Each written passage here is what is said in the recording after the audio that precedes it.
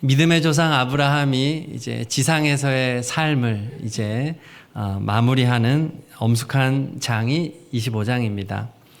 지난주일에 묵상했던 24장은 창세기에서 가장 긴 장이었어요. 아브라함은 그의 인생 말미에 어떤 열정을 불태우고 있습니까? 아들의 며느리감을 구하는 열정을 보여주었죠. 그것을 길게 묘사했습니다. 그 이유는 우리 하나님 아버지께서 하나님의 아들 예수 그리스도의 며느리감을 구하는 열정을 우리에게 보여주는 말씀이었어요. 그 신부감이 바로 우리들이죠. 교회와 성도들입니다. 하나님께서는 오늘도 우리들을 예수님의 거룩한 신부로 준비시키는 줄로 믿습니다.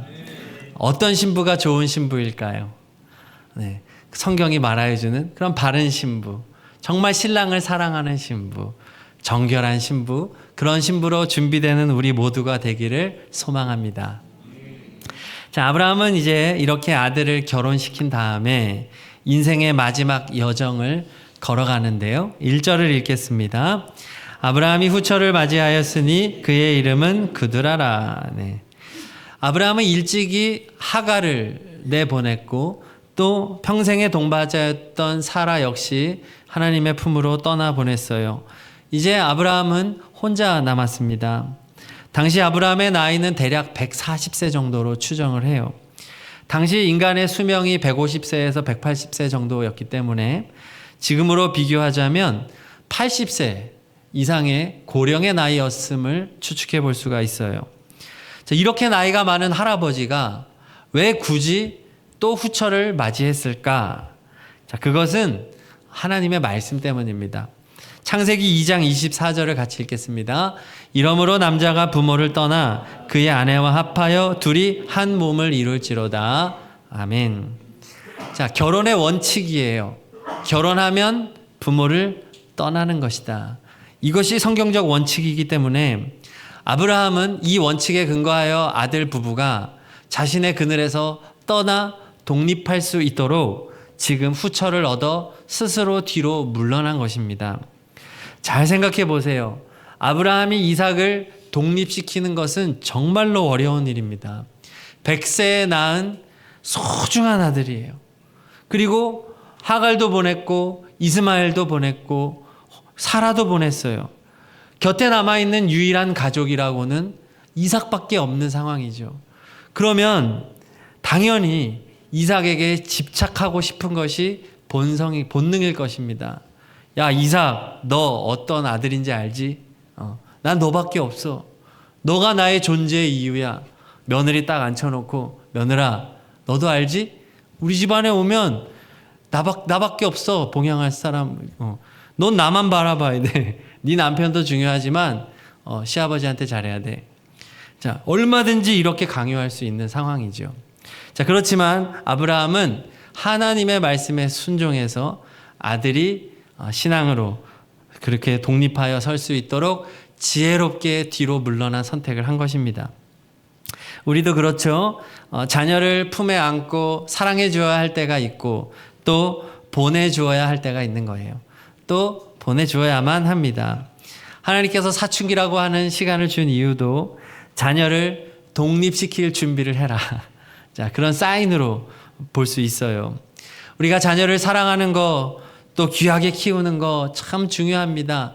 그러나 더 중요한 것은 이 자녀가 스스로 아름다운 가정, 신앙의 가정을 이루어 나아갈 수 있도록 지혜롭게 이끌어주는 것, 이것이 부모의 역할인 것이죠. 다 해주는 부모보다는 세워주는 부모가 좋은 부모인 줄로 믿습니다. 자, 그런데 또 어떤 이들은 아브라함이 이렇게 노년의 후처를 얻은 것을 아주 불편하게 바라보기도 해요. 실제로 지금 그두라를 통해서 낳은 아들의 명단 중에 아말렉도 있고요. 네, 미디안도 있고요.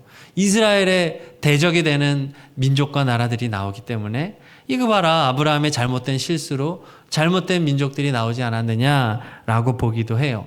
그러나 그건 잘못된 해석이고요. 지금 아브라함이 그두라를 통해서 무려 6명의 아들을 낳았다는 것이 기적이 아닙니까? 이거 누가 이렇게 해주셨다는 거예요? 하나님이 하신 겁니다. 이 고령의 할아버지에게 하나님은 엄청난 생명력을 그의 몸에 부여해 주셨다는 거죠. 17장 4절과 6절에 하나님의 약속을 읽겠습니다. 보라, 내 언약이 너와 함께 있으니 너는 여러 민족의 아버지가 될지라. 내가 너로 심히 번성하게 하리니 내가 내게서 민족들이 나게 하며 왕들이 내게로부터 나오리라. 너로 심히 번성케 하리라. 너의 씨에 생명력을 불어넣겠다. 그랬기 때문에 무려 6이나 난 거예요. 사실 100세에 이삭을 낳은 것도 기적이었습니다. 근데 그때부터 지금 40년이 지났음에도 불구하고 6 아들을 더 낳게 하심으로써 하나님은 자신의 약속을 신실하게 성취해 나가고 있는 거예요. 하나님이 언제 아브라함에게 유대인만 내가 일으키겠다 하셨어요. 열국의 아비가 되게 하셨죠. 하나님은 그 약속을 신실하게 오늘 이루어 가신 겁니다. 그리고 이 후처라는 단어가 이제 사실은 아내라기보다는 첩에 가까워요. 그리고 그드라의 자녀들이 훗날 아람 민족을 이루고 또 아말렉, 미디안 민족을 이루는 그런 것도 있지만 이 번성은 하나님의 약속이 낳은 결과물이었다. 우리는 이렇게 해석을 해야 됩니다. 자, 이렇게 아브라함은 6 아들을 더 두게 되었지만 이삭과는 분명하게 선을 긋습니다. 이 5절을 본문 5절을 읽겠습니다. 아브라함이 이삭에게 자기의 모든 소유를 주었고, 모든 소유는 재산만을 말하는 게 아니에요. 영적인 유산, 또 하나님과의 언약, 또 하나님이 약속해 주신 가나안 땅 전부는 오로지 이삭에게만 주었다는 거예요. 하나님의 언약의 상속자, 유일한 상속자, 합법적인 상속자는 이삭 하나다라고 확정지은 것입니다. 그래서 훗날에 이삭과 이 6 서자들 간에 일어날 수 있는 소유권 분쟁을 미연에 다 막아놓은 거예요. 자, 이것이 우리에게 알려주는 것이 무엇이에요? 하나님의 언약은 자신이 택한 백성에게 독점적으로 또 영원토록 상속된다는 사실입니다. 세상이 우리가 예수 그리스도 안에서 얻은 구원의 은혜를 절대로 빼앗아갈 수가 없습니다. 하나님이 우리에게 주신 거룩한 신분, 하나님의 백성, 하나님의 자녀라고 하는 신분은 절대로 빼앗기지 않는 독점적인 지위임을 믿으시기 바랍니다. 오늘 그것을 말해주는 거예요. 자, 그리고 또한 우리가 기억해야 될 게 있어요. 그게 뭐냐면 아브라함이 이삭에게 지금 모든 재산을 주었다고 해서 다른 서자들을 무관심하게 무정하게 버린 것은 아니었다는 것입니다. 6절을 같이 읽겠습니다. 자기 서자들에게도 재산을 주어 자기 생전에 그들로 하여금 자기 아들 이삭을 떠나 동방 곧 동쪽 땅으로 가게 하였더라. 재산을 주었다는 거예요. 근데 이 재산의 단어는 유산의 의미보다는 선물의 의미에 가깝다고 합니다. 아브라함은 이 서자들에게 풍요로운 선물, 풍요로운 물질을 주어서 머나먼 동방의 땅으로, 그러니까 지금의 이제 아시아 방면으로 이들을 멀리 이주시킨 거예요. 그래서 스스로 자립해서 살아갈 수 있도록 보낸 것입니다. 하나님이 여러 민족을 이루겠다고 약속하셨기 때문에 그 약속에 따라 이들을 보낸 것이죠. 자, 이렇게 모든 사명을 다 마치고 다 자녀들에 대한 모든 상속권의 정리를 다 마친 아브라함이 이제 하나님의 품으로 돌아가게 돼요. 7절 8절을 읽겠습니다. 아브라함의 향년이 175세라 그의 나이가 높고 늙어서 기운이 다하여 죽어 자기 열조에게로 돌아가매. 자, 아브라함이 몇 세에 하나님의 부르심을 받았냐 하면 75세에 부르심을 받았습니다. 지금 그로부터 딱 100년이 지나 175세가 되었다는 거예요. 자, 100이라고 하는 숫자가 상징하는 것이 있죠? 완전수입니다. 아브라함의 인생은 완전했다 이거예요. 하나님이 부르신 이후 그의 인생이 하나님 안에서 완전한 인생이었다. 그래서 7절에 보면은 향년이라는 단어를 씁니다. 아브라함의 나이가 아니고 향년. 향년이 뭐예요? 누린 세월. 하나님 안에서 아브라함이 누린 날들, 하루도 낭비되지 않았고 하나님 안에서 의미 있는 날들로 하루하루 차곡차곡 소중하게 쌓여진 날들, 그 날들이 다 쌓여 175세가 되었다라는 의미입니다. 또 그 다음 줄에 보니까 그의 나이가 높았다고 말을 해요. 이 높았다는 말은 가득 찼다, 충만했다, 만족했다 이런 뜻을 가지고 있습니다. 아브라함의 인생에는 하나님이 주시는 높은 비전이 있었다는 거예요. 하나님이 주시는 높은 소망이 있었다는 거예요. 하나님이 주시는 완전한 만족함이 있었다. 그의 인생을 축복하시는, 복 주시는 하나님의 은혜를 말해 주는 겁니다. 사실 그런데 우리가 알다시피 아브라함은 완전했나요? 완전하진 않았어요. 그도 연약했습니다. 그렇지만 그럼에도 불구하고 하나님께서 그의 인생을 이렇게 만드셨다는 거예요. 향년으로. 또 100년 동안 함께 동행하시면서 꽉 찬 인생으로 보람 있고 가치 있고 의미 있고 소망 있는 하루하루로 하나님이 채워주셨다. 이렇게 복된 그의 마지막을 묘사하고 있습니다. 자, 이렇게 아브라함이 눈을 감게 되자 이제 장례를 치러야 되는데 아주 놀라운 장면이 이제 목격이 됩니다. 9절을 읽겠습니다. 그의 아들들인 이삭과 이스마엘이 그를 마므레 앞 헷 족속 수알의 아들 에브론의 밭에 있는 막벨라 굴에 장사하였으니. 아멘. 자, 누가 등장해요? 참으로 익숙하고 아주 가슴 아픈 이름 이스마엘이 등장을 합니다. 아버지의 장례 소식을 듣고 지금 이곳에 찾아온 거예요. 그런데 보면 조문으로 온 게 아니에요.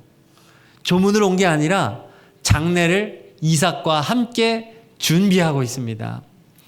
자, 지금 이스마엘은요, 나이가 89세예요. 그가 쫓겨났던 때가 16세 정도예요. 청소년기 어린 나이에 쫓겨나서 무려 70년도 더 지난 이때입니다. 이스마엘의 입장에서 아버지의 장례의 소식이 어땠을까요? 그리고 다시 이 헤브론으로 돌아오는 그의 발걸음은 어땠을까요? 이스마엘은 다른 그두라의 자녀들처럼 풍성한 선물을 받아 동방으로 이주한 게 아니었어요. 이스마엘은 어머니 하갈과 함께 물 한 가죽 부대만 든 채 타는 듯한 광야로 추방된 존재입니다.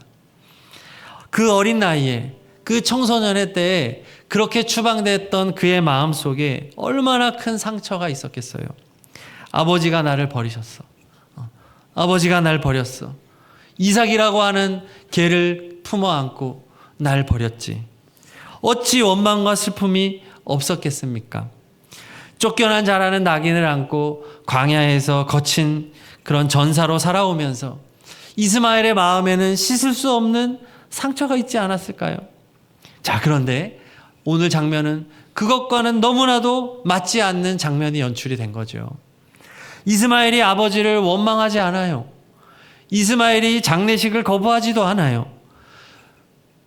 그의 인생을 생각해 보건대 군대를 끌고 와서 상속권을 주장하면서 이삭과 피비린내 나는 전쟁을 벌여도 할 말이 없는 상황인데 이스마엘은 너무나도 조용하게 경건하게 아버지의 시신 앞에 서서 이삭과 함께 장례식을 치르고 있는 것이에요. 어떻게 이것이 가능했을까요? 신비롭죠. 성경은 이것에 대해서 자세히 설명해 주지 않지만 우리가 묵상을 해본다면 이것은 하나님이 하신 일입니다. 하나님께서 그의 70년이 넘는 그 추방자의 생활 가운데 그 보이지 않는 손길로 그를 친히 돌보셨다는 거예요. 그의 거친 인생을 하나님이 인도해 주셨고 어루만져 주셨다는 것이에요. 하나님이 그의 생명을 거두어 주셨고 이스마엘이 그 세월 동안에 큰 민족을 이루게 되었고 그의 거처를 헤브론에서 그리 멀지 않은 곳에 두어서 또 그를 번성하게 해주셨기 때문이에요. 하나님의 도우심을 이스마엘도 인정할 수밖에 없었던 것입니다. 결국 상처보다 은혜가 훨씬 더 컸다는 얘기예요. 우리는 그 구체적인 걸 모르지만 하나님의 은혜가 그의 상처를 충분히 싸매고 고쳤다는 것입니다. 인간적인 관점으로 볼 때에는 도저히 씻을 수 없는 상처를 입은 것 같지만 하나님이 그럼에도 불구하고 위로하여 주신 거예요. 그래서 결국 그 깊은 원망의 사슬을 끊고 아버지의 장례식장에 걸어 들어와 이 장례를 경건하게 은혜롭게 마칠 수 있었던 것이에요. 멀리 동방으로 떠난 그두라의 자녀들은 이 자리에 올 수 없었지만 이스마엘만큼은 이삭과 함께 아버지의 시신을 메고 막벨라 굴에 장사를 지냅니다. 이삭은 약속의 자녀로 또 이스마엘은 광야의 자녀로 살아왔지만 아버지라고 하는 한 뿌리 안에서 각각의 방식으로 돌보아 주신 하나님의 사랑의 섭리 안에서 눈물로 함께 조우한 것입니다. 자, 9절과 10절을 읽겠습니다. 그의 아들들인 이삭과 이스마엘이 그를 막벨라 굴에 장사하였으니 이것은 아브라함이 헷 족속에게서 산 밭이라. 아브라함과 그의 아내 사라가 거기 장사되니라.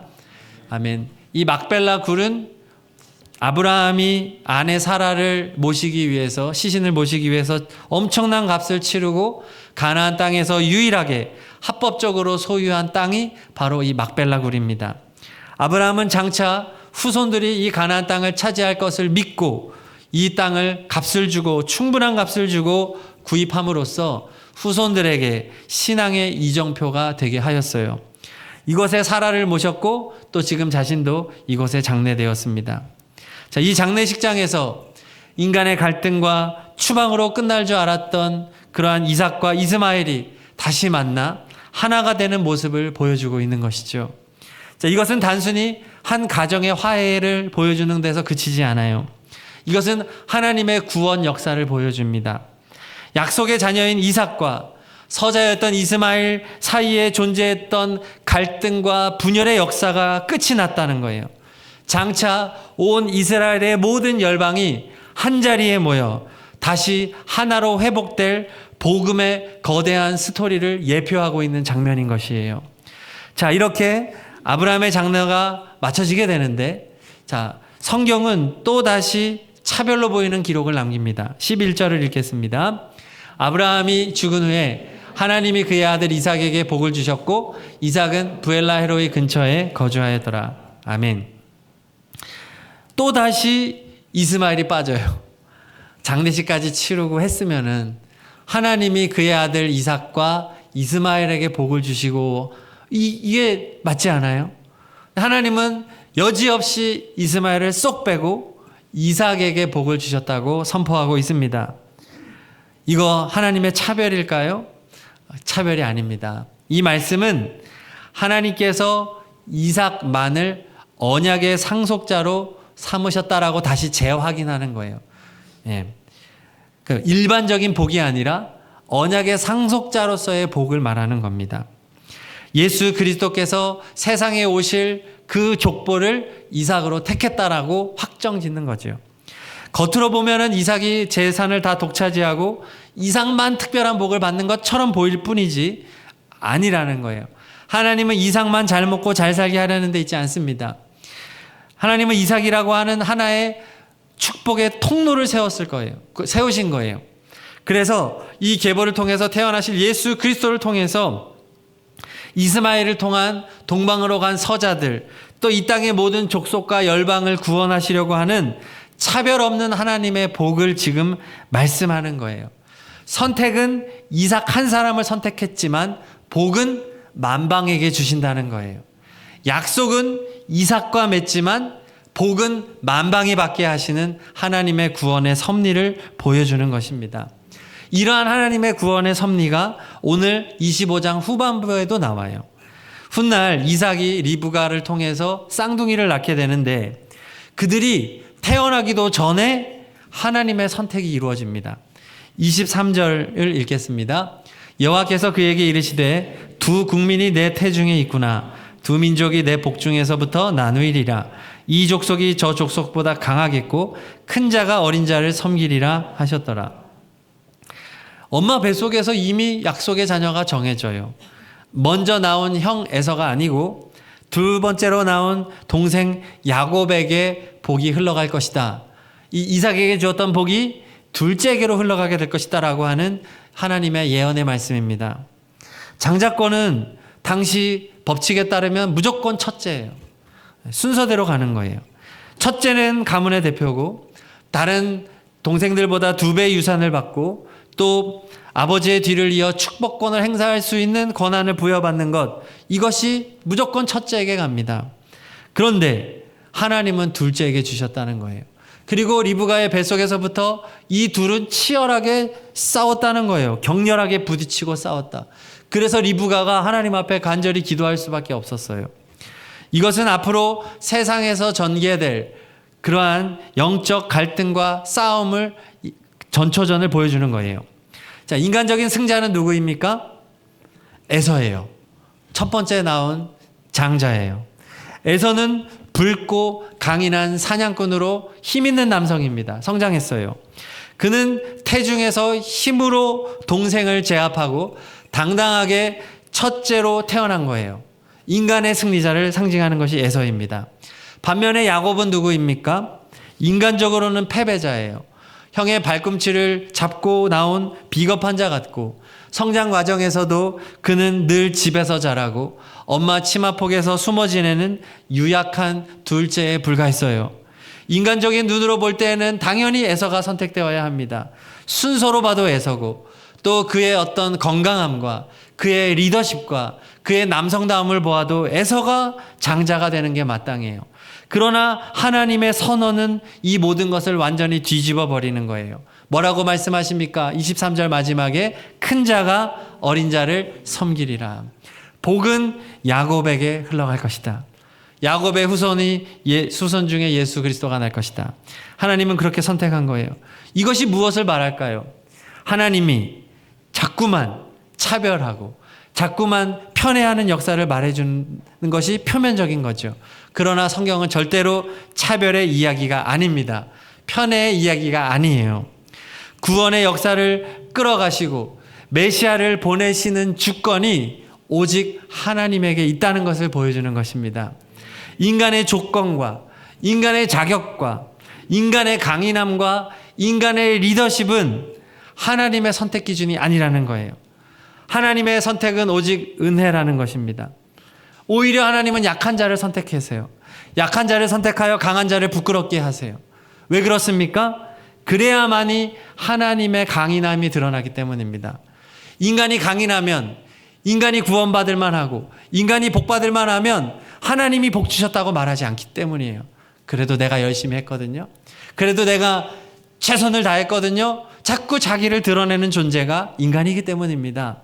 그러므로 하나님은 주권적인 선택 속에 오히려 연약하고 약하고 불가능하고 가능성이 없는 존재를 택하셔서 하나님이 얼마나 위대한 분이신지를 나타내 보이시는 거예요. 자, 결국 하나님께서는 자꾸 한 사람만 선택하고 이삭만 선택하고 야곱만 선택하고 하는 이러한 것들은 차별하시는 하나님을 나타내 보이시는 것이 아니라 하나님께서 친히 족보를 선택하여 주셔서 그들을 통하여 태어날 예수 그리스도를 통하여 결국은 모두가 복받게 하시려는 하나님의 큰 구원의 계획인 것입니다. 할렐루야, 아멘. 그러므로 오직 이삭만 복을 받은 것은 결론적으로 오직 예수 그리스도만이 복의 통로이시다라고 하는 강력한 메시지인 것입니다. 약속은 한 사람에게만 주어지면 충분하다는 거예요. 언약의 상속자는 한 분이면 충분하다는 거예요. 예수 그리스도 한 분, 구원자 한 분이면 충분하다는 거예요.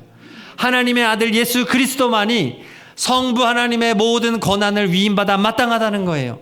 그분 한 분에게 모든 복과 모든 은혜가 쏟아지는 것이 마땅하다는 거예요. 그러나 그것이 차별이 아니라 예수 그리스도께서 높임 받으시고 그분만이 온 인류의 왕과 주인이 되시면은 결국에는 우리 모두가 복받게 된다는 것입니다. 할렐루야. 그분은 복의 통로가 되기 때문이에요. 우리가 왜 예수님을 섬깁니까? 그분을 통하여 우리가 복받기 때문입니다. 우리가 왜 사람을 높이면 안 됩니까? 사람을 높이는 순간 예수님의 이름이 훼손되기 때문입니다. 주님의 영광이 훼손되기 때문이에요. 오직 이삭에게만 복이 가야만 하는 것처럼 오직 예수 그리스도 한 분의 이름만이 높임을 받아야 될 줄로 믿습니다. 그러므로 우리가 바라보고 우리가 나아가야 할 길이 무엇이에요? 인간의 공로와 인간의 행위와 인간의 자격과 인간의 노력은 다 버려져야 되는 것이에요. 내가 이만큼 열심히 했어요. 내가 이만큼 공로를 쌓았어요. 그 누구도 이러한 공로를 자랑해서는 안 된다는 것입니다. 유일한 길이요 진리요 생명 되시는 예수 그리스도만이 우리의 유일한 주인이시고 우리의 왕이심을 고백하는 모든 성도님들 되시기를 축복합니다. 예수님만을 열렬하게 사랑하시고 예수님만을 뜨겁게 찬양하시기를 축복합니다. 그분을 사랑하고 그분을 높이며 우리 모두가 그분을 바라볼 때 우리 모두에게 형언할 수 없는 하나님의 복이 폭포수와 같이 쏟아질 줄로 믿습니다. 우리의 미래는 그분에게 달렸기 때문에 그런 것이에요. 주님과 은혜를 나누어 가지려고 하지 마세요. 그분에게 다 돌리세요. 그러면 그분이 주시는 것입니다. 그래서 우리 선포하는 말씀은 뭐예요? 오직 예수입니다. 성경이 말하는 가르침은 오직 예수밖에 없다는 것이에요. 세상 사람들은 우리에게 말해요. 니네 왜 그러냐? 왜 그렇게 배타적이냐? 왜 그렇게 속이 좁냐? 왜 자꾸 예수만 믿으라고 하느냐? 세상에 종교들이 얼마나 많고, 세상에 바르게 살고 열심히 살고 도덕적이고 윤리적으로 사는 사람들이 얼마나 많고, 기부를 많이 하는 사람도 있고 착한 일 많이 하는데 왜 자꾸 그런 것을 부정하고 왜 니네만 옳다 그러냐? 그러니까 니네가 가짜라는 거야 라고 말해요. 너희는 배타적인 종교야, 너희는 독선적인 종교야 라고 말하지만 그들은 잘 몰라서 그런 겁니다.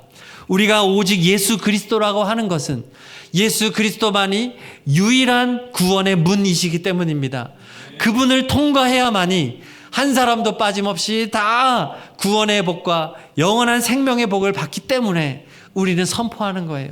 우리는 그들을 배타적으로 대하는 것이 아니라 주님에게로 초청하는 것이 되어야 할 줄로 믿습니다. 그러므로 성도 여러분, 삶의 자리에서 절대로 누군가를 배타적으로 몰아내거나 편을 가르지 않기를 축복합니다. 정말로 저 사람은 정말로 자격이 없고, 저 사람은 정말 나쁜 사람이고, 저 사람은 정말 저주받아 마땅한 사람이라면 그렇기 때문에 그 사람에게 예수님이 필요한 줄로 믿습니다. 우리가 자격이 있어서 선택받은 게 아니잖아요. 우리는 야곱같이 유약한 자들이잖아요. 우리는 다 부족해서 선택받은 거예요.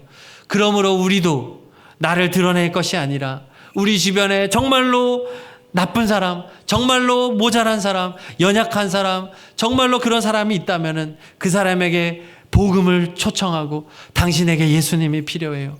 예수님에게로 오세요. 주님은 당신을 안아주실 거예요. 주님은 당신을 고쳐주실 거예요. 주님은 당신을 회복시켜 주실 거예요. 이렇게 복음을 선포할 수 있는 성도님들이 되시기를 축복합니다. 내가 잘 먹고 잘 사는 것, 우리 자녀들이 잘 되는 것 중요하지만은 그것보다 더 중요한 것은 우리를 통하여 예수 그리스도의 복음이 흘러가는 것인 줄로 믿습니다. 오늘 주님께서는 우리에게 그러한 명령을 주시는 거예요. 오직 예수를 통하여 모두가 복받아야 한다는 거예요. 우리가 이 마음을 가지고 우리가 힘을 다하여 전도하고 우리의 가족과 우리의 이웃을 주님의 품으로 인도하는 일을 위하여 기도하고 힘을 다하여 모든 방법을 동원하여 전도하는 우리가 되어야 하겠습니다. 이 시간 찬양하고 우리 기도할 텐데요. 제목이 오직 예수입니다.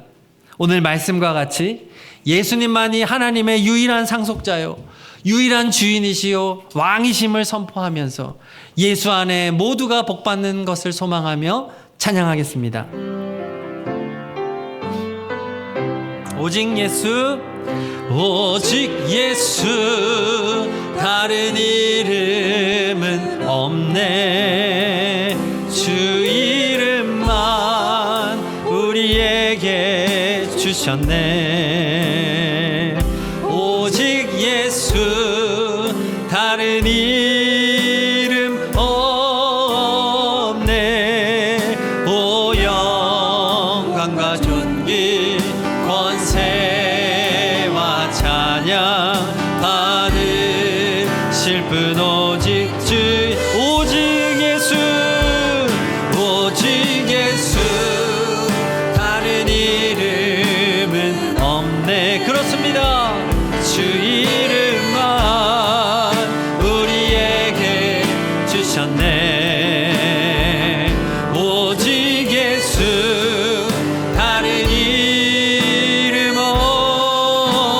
없네. 오 영광과 존귀 권세와 찬양 받으실 분 오직 주 예수. 온 땅 위에 홀로 높으신 아멘. 하늘이 높이 들리셨네. 온 땅 위에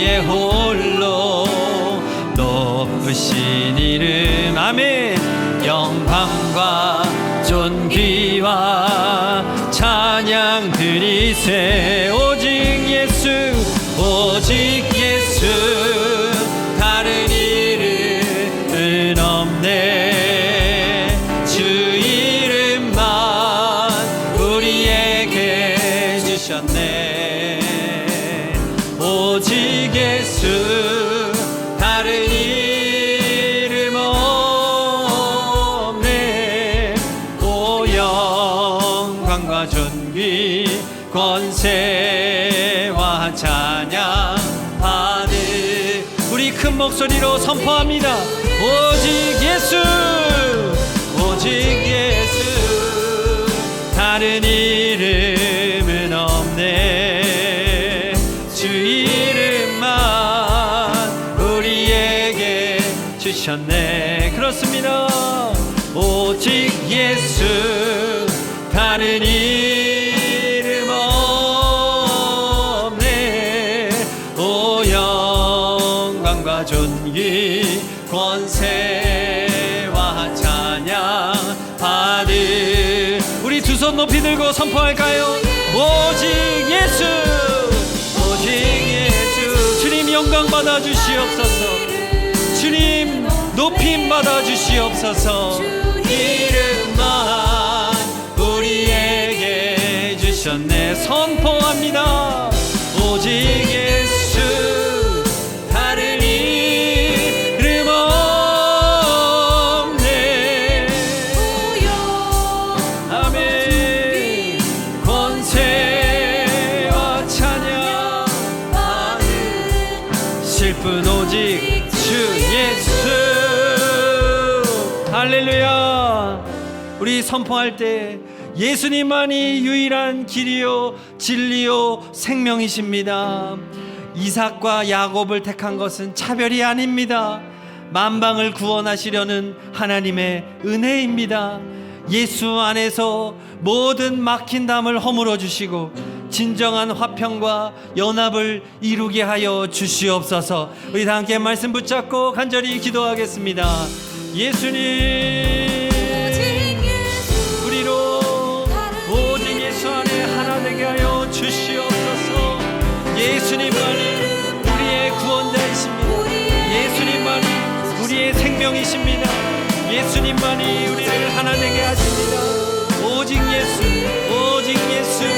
할렐루야. 주여 우리를 예수 안에서 통일되게 하시고 예수 안에 하나 되게 하여 주시옵소서. 할렐루야. 오직 예수님만을 소리 높여 경배합니다. 오직 예수 다른 이름은 없네. 주 이름만 우리에게 주셨네. 오직 예수 다른 이름 없네. 오 영광과 존귀 권세와 찬양 받으실 분 오직 주 예수. 예수님의 이름으로 기도드립니다.